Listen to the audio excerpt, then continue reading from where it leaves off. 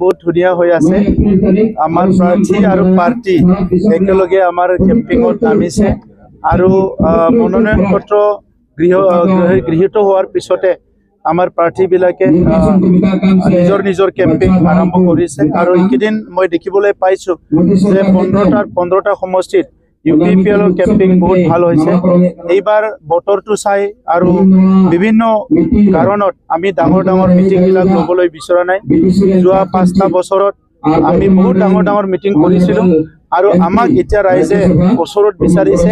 এইকাৰণে এই নিৰ্বাচনত আমাৰ দলীয় কাৰ্যকৰ্তা কৰ্মকৰ্তা নেতৃবৃন্দ আৰু প্ৰাৰ্থী আমি ৰাইজৰ মাজলৈ গৈছোঁ। ৰাইজৰ লগত থাকিম, ৰাইজৰ কাৰণে কাম কৰিম। গতিকে ৰাইজৰ লগতে আমাৰ প্ৰচাৰ অভিযান চলি আছে আৰু আজিলৈকে যিখিনি মই প্ৰচাৰ কৰি পালোঁ যে 15টা সমষ্টিৰ ভিতৰত 10ৰ পৰা 12টা সমষ্টিত আমাৰ খুব সুন্দৰকৈ আগবাঢ়ি আছে। বাহিৰত যিটো আমি 3টা সমষ্টি দিছে তাতো আমাৰ বহুত বেয়া নহয়। গতিকে UPPL এইবাৰ 10ৰ পৰা 12টা আসন লৈ আগন্তুক হ'বলগীয়া বিধানসভাত যি চৰকাৰ হ'ব, এই চৰকাৰ যোনে গঠন কৰিব UPPLক লৈ পেলাইহে চৰকাৰ গঠন কৰিব লাগিব। আৰু UPPL দল এইবাৰ আমি কোনো এটা দল বা কোনো এটা যদি দলক সমৰ্থন কৰিব লাগে চৰকাৰ গঠন কৰাত, তেতিয়া আগৰ নিচিনাকৈ আমি চৰ্তবিহীনভাৱে কৰিব বিচৰা নাই। যোৱাবাৰ বড়ো চুক্তি ৰূপায়ণ কৰিব লাগে কাৰণে আমি চৰ্ত কাৰো লগত ৰখা নাছিলোঁ। এইবাৰ আমাৰ চৰ্ত থাকিব। বড়োলেণ্ড অঞ্চলৰ উন্নয়নৰ কাৰণে যি কামবিলাক কৰিব লাগে, অসমৰ খিলঞ্জীয়া জনগোষ্ঠীৰ ভিতৰতে কিছুমান পিছপৰা জনগোষ্ঠীবিলাকে যিসকলে আজিলৈকে অধিকাৰ পাবলৈ সক্ষম হোৱা নাই, এই সকলৰ ভাষা সংস্কৃতি ৰীতি নীতি ৰক্ষণাবেক্ষণৰ কাৰণে অধিকাৰ প্ৰদান কৰা কথাবিলাক লৈ পেলাই আমি নেক্সট যিটো চৰকাৰ হ'ব ইয়াত আমাৰ কথাবিলাক চিন্তা কৰি পেলাই আমি আগবাঢ়িম। চাওক, নেতাবিলাকে আত্মবিশ্বাসী হয়, কিন্তু বহুত বেছি আত্মবিশ্বাসী হোৱাটো কেতিয়াবা মানে ফেল মাৰে। তো সেইকাৰণে তেখেতৰ আত্মবিশ্বাসটো তেখেতৰ হয়, আমাৰটো আমাৰ হয়। মই শুভেচ্ছা জনাইছোঁ তেখেতক। কিন্তু এই নিৰ্বাচনত UPPL যে 10ৰ পৰা 12টাত খুব ভালকৈ কণ্টেষ্ট কৰি আছে আৰু কমচে কম 10টা চিট জিকি যাব, এইটো আজিৰ তাৰিখত নিশ্চিত হৈছে। তামোলপুৰত বহুত ভোটৰ ব্যৱধানত আমি বিজয়ী হ'ম আৰু অলৰেডি তামোলপুৰৰ বিভিন্ন জনগোষ্ঠীৰ ৰাইজে আমাক কৈছে যে নিৰ্বাচন তামোলপুৰত প্ৰচাৰ কৰা দৰকাৰ নাই, যিহেতু পাৰ্টিৰ প্ৰেচিডেণ্ট হয় বিভিন্ন জাগাত বিভিন্ন সমষ্টিত যাই পেলাই প্ৰচাৰ কৰা। তামোলপুৰ আমি বহুত ভোটৰ ব্যৱধানত জিকি আছোঁ।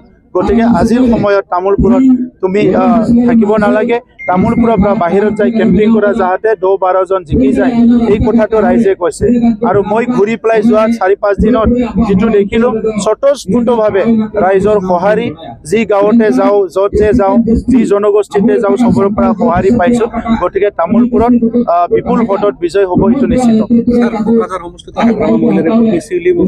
চাওক, হাগ্ৰামা মহিলাৰী ডাঙৰীয়াৰ যিজন পত্নী, তেখেতৰ যিটো চাৰ্টিফিকেট, এইটো হৈছে তেখেতে হাগ্ৰামা মহিলাৰী ডাঙৰীয়াৰ পত্নী 1 নম্বৰ চাৰ্টিফিকেট।